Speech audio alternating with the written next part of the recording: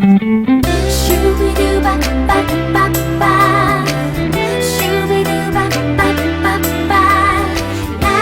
빼고 다 아는 경제상식. 안녕하세요. 납배경 오영일입니다. 오늘의 납배경 퇴직연금 IRP입니다. 퇴직연금 DC형, DB형, IRP 계좌 들어본 적들은 있으시죠? 자, 들어는 봤는데 이게 도대체 뭔지, 나는 뭘 어떻게 해야 하는지 궁금해하시는 분들이 꽤나 많이 있습니다.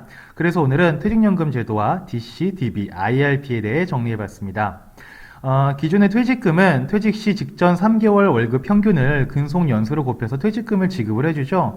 퇴직금의 용도는 퇴직 후 소득이 끊겼을 때를 대비하는 일종의 노후 대비 성격의 자금입니다. 자, 그런데 근로자가 퇴직하기 전에 회사가 부도가 나게 되면 근로자는 퇴직금을 받을 수가 없게 됩니다. 또는 중간 정산을 통해 여행이나 자동차 구입 등 원래 퇴직금 취지와는 다르게 중간에 소비하게 되는 경우가 꽤나 많이 있습니다. 자, 그러다 보니 안 그래도 노후 불안 국가인 우리나라의 노인들이 은퇴 생활이 점점 불안해지고 있는 거죠. 그래서 정부는 2005년 12월 1일부터 퇴직연금법을 도입을 했습니다. 자, 퇴직연금은 근로자의 퇴직금을 회사가 갖고 있지 말고 사외 적립. 자, 그러니까 회사가 퇴직금을 쥐고 있다가 부도가 나면 근로자들이 못 받잖아. 그러니 회사가 갖고 있지 말고 퇴직금을 회사 밖 금융기관에 넣어놔 라는 겁니다. 그럼 회사가 부도가 나도 나의 퇴직금은 안전하게 보존이 되겠죠. 그리고 중간에 특별한 사유가 없으면 꺼내 쓰지 못하도록 강제화시켰습니다. 자, 이렇게 퇴직금을 노후까지 잘 끌고 갈 수 있도록 정부가 밑바탕을 만들어줬다라고 생각을 하시면 될 것 같습니다. 퇴직금은 두 가지 형태가 있습니다. 그리고 근로자는 자유롭게 두 가지 중에 한 가지를 선택할 수가 있는데요. 먼저 DB형은 기존의 퇴직금과 마찬가지로 같은 방식으로 퇴직금을 산정을 하는데요. 다만 다른 것이 있다면 나의 퇴직금이 회사가 아닌 금융기관에 들어가 있다는 게 다른 점이겠죠. 그런데 DC형은 좀 다릅니다. 퇴직 전 3개월 평균 소득의 근속연수를 곱해주는 DB형과는 달리 퇴직금을 계산을 하고 1년 차부터 퇴직 때까지 퇴직금을 다 더해서 퇴직금을 산정을 하게 됩니다. 예를 들어 보면은 월급이 200만 원인 근로자가 연봉 상승이 매년 4%가 예상된다라는 가정을 해보죠. 그러면 첫 해에는 200만 원, 2년 차에는 208만 원, 3년 차에는 216만 원이 되겠죠. 자, 이런 상황에서 DB형은 퇴직 전 3개월의 평균 급여, 그러니까 3년차 때 급여가 되겠죠. 216만 원에 근속연수 3년을 곱해서 648만 원이 됩니다. 근데 DC형은 1년차 때 200, 2년차 때 208만, 3년차 때 216만을 다 더해서 624만 원이 됩니다. 자, 여기까지만 보면 그럼 전부 DB형을 하지 굳이 DC형을 할 필요가 있겠느냐라고 생각이 되기도 합니다. 근데 꼭 그렇지만은 않습니다. 왜냐하면 퇴직연금은 금융기관에 넣어둔다고 말씀드렸죠. 퇴직연금은 퇴직금을 금융상품에 넣어서 운용할 수가 있습니다. 그때 운용 방법이 약간 다른데요. 그 차이 때문에 DB형과 DC형 가입자가 선호에 따라 나뉘게 됩니다. 어떻게 다른가 보면 DB형은 근로자가 금융상품을 운용하지 않고 회사가 운용을 합니다. 그래서 수익이 발생을 하면 근로자에게는 퇴직금으로 딱 정해져 있는 돈만 주고 그 추가 수익분은 회사가 다 가져가는 거죠. 그런데 수익이 나빠져도 손실이 발생할 수도 있습니다. 이럴 때는 회사는 원래 주기로 했던 퇴직금을 알아서 다 챙겨줘야 됩니다. 그러니 손실난 부분만큼은 회사가 책임을 지는 거죠. 그래서 운용 주체도 회사, 책임 또한 회사가 지는 게 DB형이라고 보시면 되고, DC형은 정반대입니다. 근로자가 금융상품을 선택을 해서 운용을 하는 거고요. 안전하게 예금에 넣어놔도 되고 공격적인 펀드나 ELS 등을 이용을 하셔도 상관이 없습니다. 이렇게 운용한 금융상품의 수익이 발생을 하면 근로자 개인의 퇴직금은 늘어날 것이고 손실을 보게 되면 퇴직금은 줄어들게 되겠죠. 자, 정리를 해보면 DB형은 회사가 운용 주체이며 책임 또한 회사가 지는 것이고, DC형은 근로자가 운용을 주체이고 책임 또한 근로자가 진다라고 보시면 될 것 같습니다.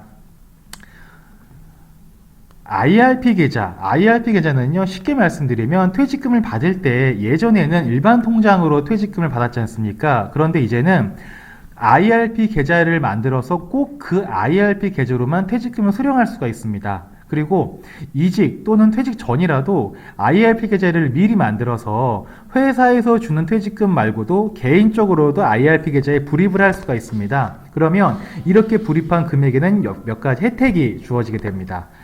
가장 큰 혜택이 바로 세액공제라고 볼 수가 있는데요.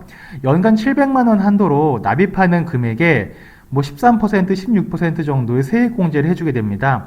단 연금저축과 합산해서 700만 원이기 때문에 만일에 연금저축에 400만 원씩 납입하시는 분들은 세액공제를 받을 때 IRP 계좌를 활용할 수 있는 한도는 300만 원까지만 이용 가능하니 이 점은 참고하시기 바라고요. 세액공제는 소득에 따라 두 가지로 나뉘는데 연소득 5,500만 원 이하로 근로소득자는 16.5%의 세액공제를 적용받게 되고요. 연소득 5,500만 원 초과가 되는 근로자는 13.2%의 세액공제를 적용받게 됩니다. 두 번째 혜택은 퇴직소득세의 이연입니다. 세금 이연은 세금을 안 내도 된다는 말이 아니라 나중에 낸다는 겁니다. 원래는 퇴직금을 수령할 때 원천징수로 퇴직소득세를 떼고 퇴직금을 받는데 IRP 계좌로 퇴직금을 받으면 지금 당장은 세금을 내지 않아도 되고 나중에 IRP 계좌를 해지할 때 그때 세금을 내게 됩니다. 그럼 그동안은 퇴직금으로 받은 원금 전체에다가 수익을 붙여서 추가 이익이나 이자를 기대할 수가 있으니까 근로자에겐 이득이 되는 셈인 거죠. 그리고 IRP 계좌를 해지하지 않고 그 안에 있는 돈을 연금으로 수령할 경우에는 퇴직소득세가 30%가 감면이 됩니다. 자주 하는 질문 중에 가장 많이 하시는 게 DB형이 좋아요, DC형이 좋아요? 이 질문인데요. 정답은 그때그때 다르다고 볼 수가 있을 것 같습니다. 일반적으로 한 회사에서 장기 근속하고 연봉 상승이 기대가 되는 분이라면 DB형을 선호하시고요. 연봉 상승이 기대하기 힘들 경우엔 DC형을 선택하는 경우가 많이 있습니다. 직업적으로는 대기업, 외국계 이런 기업의 근로자들은 DB형을 선호하시고 영업직, 계약직, 프리랜서, 광고 관련 쪽 분들은 DC형을 선택하시는 게 좋아 보입니다. 물론 DC형을 선택할 경우에는 금융상품에 대한 이해도가 어느 정도는 있는 상태에서 선택을 하는 게 좋겠고요. 무작정 DC형으로 가입을 했다가 운용 잘못하면 나의 소중한 퇴직금이 줄어들 테니까 말이죠. 회사에서 퇴직연금을 안 하고 있는데 IRP 계좌를 만들 수 있습니까? 저도 세액공제 받고 싶습니다. 라는 분들이 있는데 안타깝지만 현재로서는 방법이 없습니다. IRP 계좌는요, 퇴직연금 가입자, 그러니까 회사에서 퇴직연금을 하고 있는 사람들만 IRP 계좌를 만들 수가 있습니다. 하지만 너무 아쉬워할 필요는 없고요. 점점 모든 사업장에 퇴직연금이 의무화되고 있으니 조금만 기다리시면 IRP 계좌를 만들어서 똑같은 혜택을 볼 수 있지 않을까 이렇게 생각이 됩니다. 자영업자분들도 IRP에 대한 질문을 참 많이 하시는데요. 아직은 자영업자분들은 IRP 계좌 개설이 안 됩니다. 근데 2017년도부터 IRP 계좌를 자영업자분들도 만들 수 있다고 하니 참고하시기 바라고요. 연말정산 시 혜택을 받기 위해 IRP에 추가 납입하는 게 좋겠네요 라고 질문들을 많이 하시는데요. 물론 연말정산만을 생각하면 당연히 추가 납입을 하는 게 좋겠지만 정작 돈이 필요할 때 쓰지 못하는 상황에 놓일 수도 있습니다. IRP 계좌에 추가 납입을 하면 연금 자산의 성격으로 간주되어서 55세 이전에는 특별한 사유가 없으면 꺼내 쓰지 못하게 되어 있습니다. 즉 돈이 묶인다는 거죠. 결혼자금이나 창업자금처럼 너무 필요한 돈이라 IRP 계좌를 해지를 해버리면 기타 소득세를 내야 하고 IRP 계좌를 해지를 하시면 다시 만들지 못하는 경우가 있습니다. 그러니 자금의 활용 목적에 따라 결정하는 게 좋을 것 같습니다. 한 가지 팁을 드리자면 IRP 계좌에 추가 납입을 할 때는 진짜 연금으로 쓰실 돈만 추가 납입을 하시는 게 좋지 않을까라고 생각이 됩니다. 퇴직연금을 DC형으로 할 경우 어떻게 운용하면 좋을까요? 라는 질문도 많이 하시는데요. 이 부분은 개인적인 생각이지만 DC형을 하면서 안전자산, 예금이나 금리형으로 운용하는 건 아깝다는 생각이 좀 듭니다.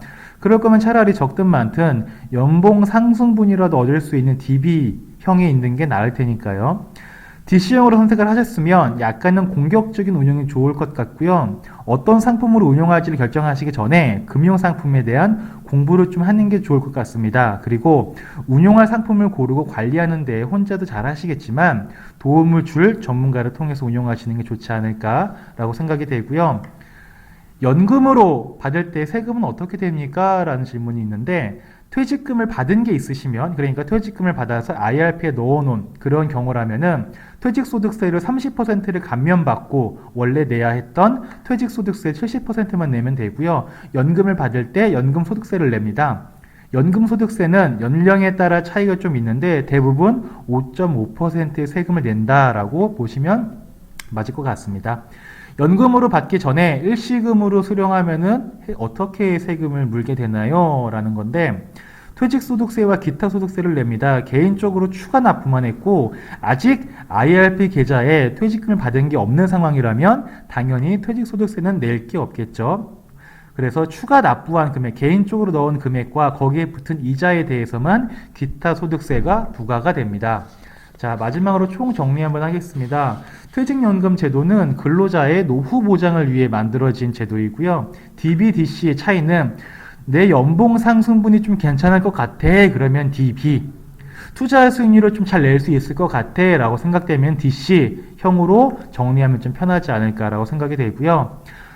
연 700만 원 한도로 세액공제가 되고 있고요. 퇴직연금 미가입 사업장 근로자분들은 IRP 계좌를 만들 수가 없다는 것. IRP 계좌는 세제 혜택은 있지만 자금이 묶이는 것이니 유동성 측면에서 충분히 고려를 하고 추가 납입을 결정하시기 바랍니다. 연금 이외의 형태로 지급받으시면 퇴직소득세 및 기타 소득세를 내셔야 됩니다.